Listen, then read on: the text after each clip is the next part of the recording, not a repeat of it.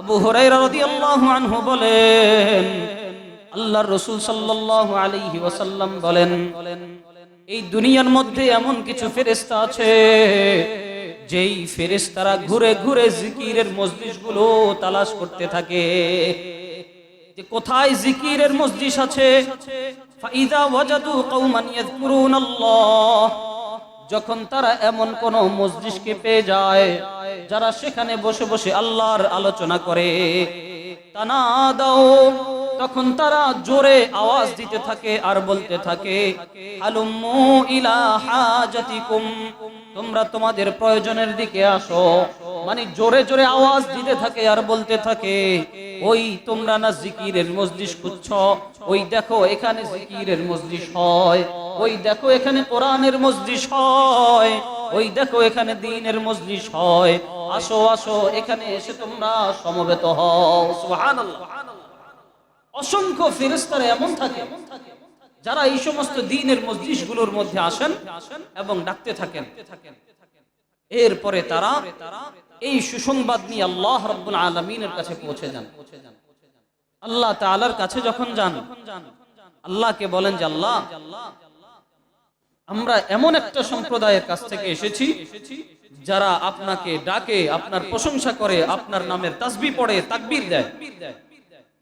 আল্লাহ রাব্বুল আলামিন তখন খুব খুশি হয়ে গেলেন, আল্লাহ তাআলা খুশি হয়ে যান।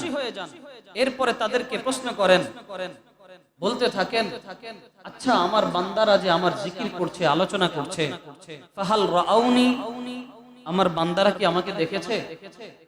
তখন ফেরেশতারা বলে, না আল্লাহ, আপনার বান্দারা তো আপনাকে দেখে নাই। বলে ফালাউ রাআউ, তারা যদি দেখতো তাহলে তারা কি করত? তখন ফেরেশতারা বলে, কানু আশাদ্দু তাসবিহান, ওরা তাসবিহ পড়াটা আরো বাড়িয়ে দিত, ওরা জিকির করাটাকে আরো বাড়িয়ে দিত। এরপরে আল্লাহ রাব্বুল আলামিনের কাছে ফেরেশতারা যখন এই বান্দার প্রশংসা করে, আল্লাহ আবার তাকে প্রশ্ন করেন, আচ্ছা তারা কি চায়, তারা কি চায়? এই কথা বলার পর ফেরেশতারা বলেন, আল্লাহ তারা তো জান্নাত চায়। আল্লাহ আবার প্রশ্ন করেন, তারা কি আমার জান্নাতকে দেখেছে? বলে, না আল্লাহ, তারা তো আপনার জান্নাতকে দেখে নাই। বলে, তাহলে কেমন হতো যদি তারা জান্নাতকে দেখতো? ফেরেশতারা বলে, আল্লাহ যদি তারা জান্নাতকে দেখতো তাহলে তো তারা ইবাদতকে আরো বাড়িয়ে দিত। এরপরে আল্লাহ প্রশ্ন করেন, তারা আর কি চায়?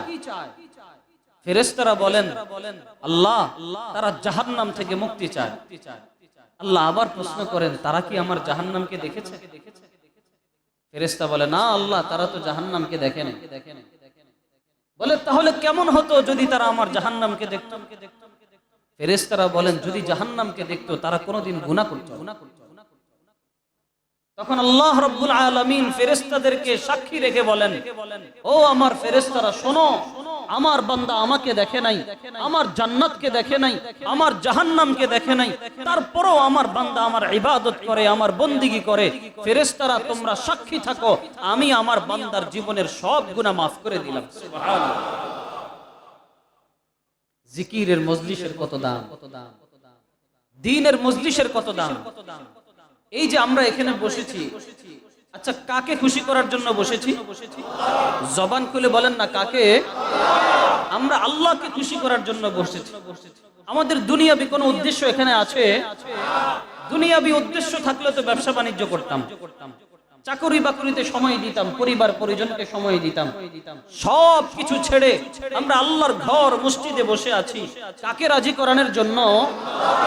যেহেতু আমরা আল্লাহকে রাজি করানোর জন্য বসেছি, জান্নাত পেতে চাই, জাহান্নাম থেকে আমরা মুক্তি চাই, সুতরাং আল্লাহ ওয়াদা করেন যেই সমস্ত বান্দারা খালেস দিলে এই সমস্ত মজলিসে বসবে, আল্লাহ বিনা হিসেবে তাদেরকে মাফ করে দেন।